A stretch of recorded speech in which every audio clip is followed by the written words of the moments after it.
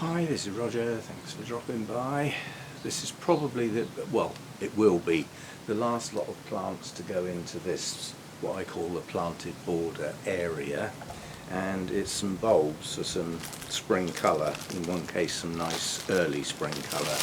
So what we've got is these are dwarf daffodils and they're earlies. They should come up February into March time.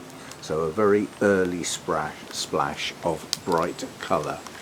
Now there's 10 of them in there, and they're all going in the same hole basically, so they're going to be a nice clump formed together. And then the others that I've got, again, dwarf daffodils, and these are in the same sort of family, but these come later. These are more like April, sort of late March into April, and these are doubles. These are fragrant as well, so these might end up, a couple of these might end up getting cut and brought indoors. So that's what we're planting. There's 10 bulbs in each pack, and I shall go and get a trowel and we'll move the tripod and get some planting done.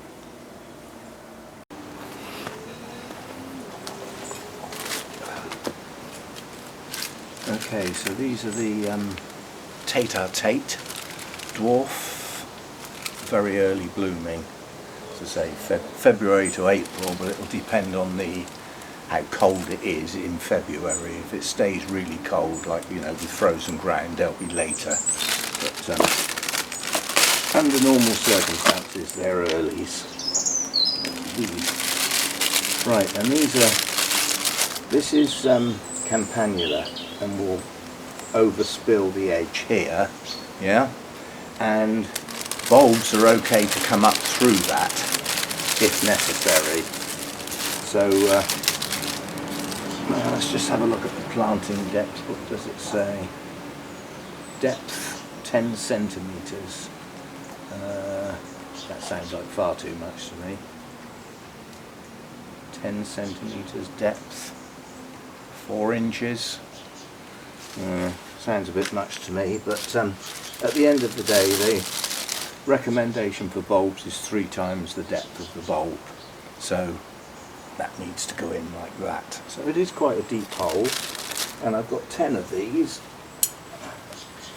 and they're going to go dotted along here,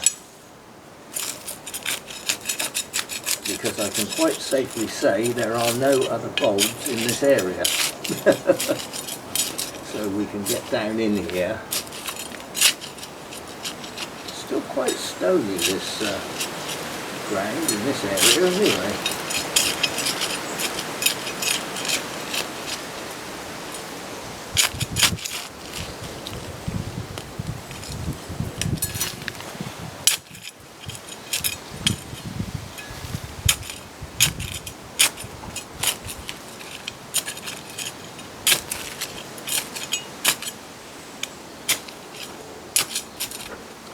Roots in here.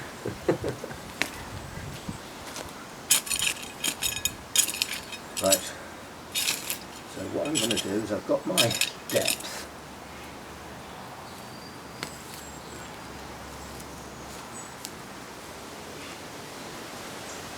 Like that.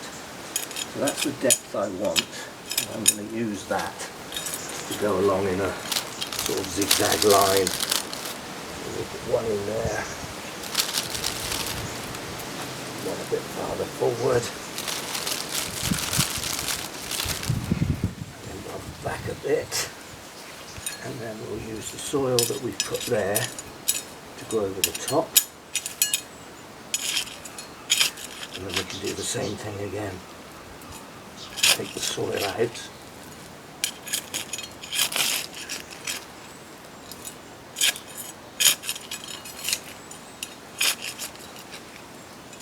Put a few more in.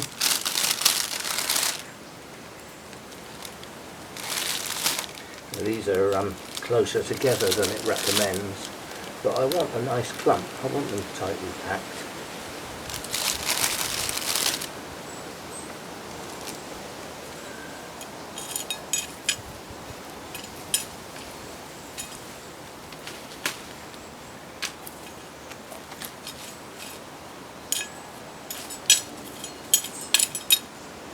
Right, so now we've got some to go up in here.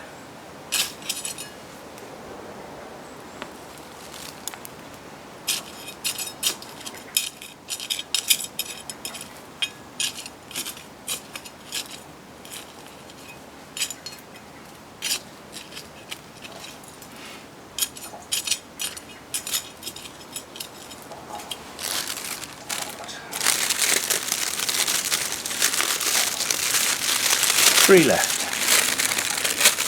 and unlike quite a few of these Dutch bulbs that you get like this, that's what I'll call the cheaper end. You know, these came from a DIY store, so they're not top quality bulbs. When you buy at that end of the market, you often get, out of 10 bulbs, you're highly likely to get 2 or 3 Duff ones, you know, either small or starting to rot or something. Right, so that's those.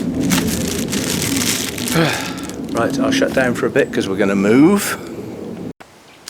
Right, we've got 10 of these as well. These are the double ones. These come a bit later in the year. And I'm going to put these in 2 groups of 5, and I want them in a place where I can see them both from the grow room and from the kitchen window. So I can't go too far that way because I won't be able to see them from the window. So I need them in this area here and relatively near the front. They are dwarf after all. And I can't remember where the other bulbs are, so I'm going to have to take a risk and just guess. And I'm confident there's nothing here. So the first 5 are going to go here. And I'm reasonably confident that there's no other bulbs here because it's close to that shrub. Lovely soil in this bed. Really is nice to work with.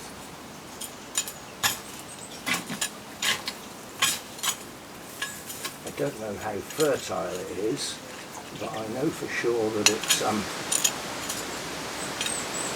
a lot of big stones in it. It's nice and fibrous, so it's ideally suited for bulbs, really. Making sure I've got the depth here. That takes some of the loose out so you can see what we're doing.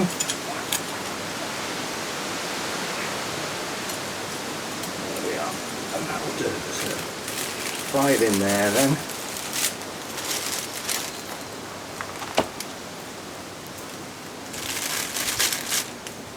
There's a double one there. I wonder if they count that as 2. We'll count them. So that's 2. 3. 4.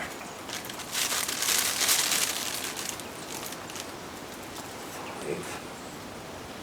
So that could be 6.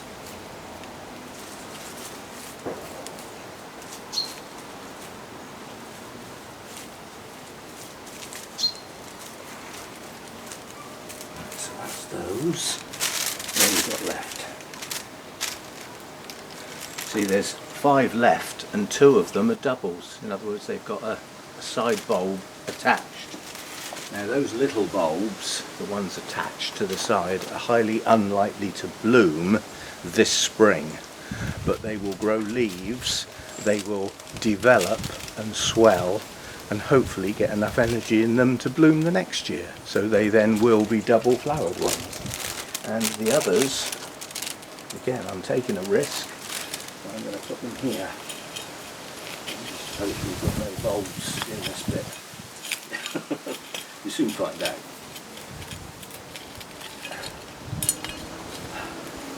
Good rock. Got an edge somewhere. Nope. We found a hole. Ooh. No, there's bulbs there. Just found some bulbs. They look quite large too. Well, we can come up near each other then. So there we go, that's my hole. Get these in.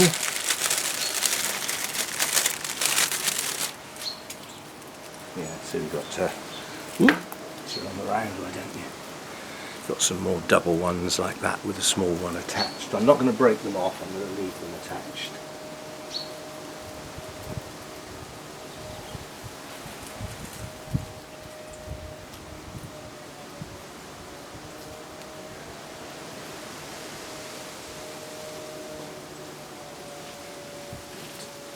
There we go.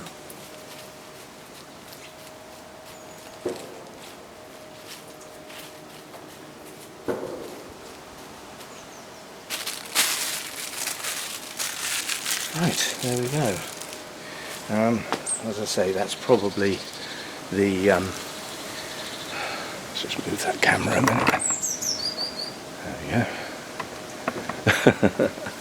Yeah, that's probably the lot of the planting in this area now. There's lots of areas that look bare that aren't. There is stuff underneath that will come up. And it sounds like the weather's going to break. Sometime tomorrow into Friday, it sounds like we might get some rain, which will hopefully sort of refresh this, because there's been a few plants put in. I mean, tomorrow I will have to go round with the hose because of the newly planted plants. We're not going to get any rain today, so first thing tomorrow, unless it's actually raining, I will go round with the hose. And with any luck, that might be the last time this year, and then the weather can take over. But we do still have plants to get in the gravel beds, the little pots. There's that still to plant. And then that's probably it as far as planting is concerned.